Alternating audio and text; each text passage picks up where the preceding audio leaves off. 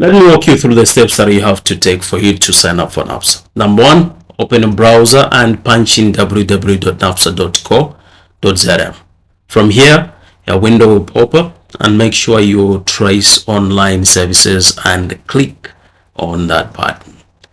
Thereafter, you need to navigate to member login and click sign up. Thereafter, another window will actually pop up, and make sure you click on existing member sign up. Then you enter your details as they are shown on your national registration card. Thereafter, you need to click on proceed.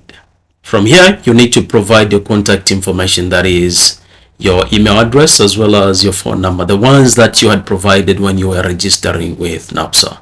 By so doing, you provide or you grant Napsa permission to use the information.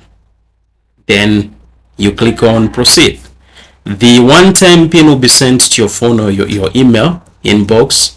That's the one you're going to enter here, and then you click proceed. Some security questions will be asked, and you're going to answer them. Then you click proceed.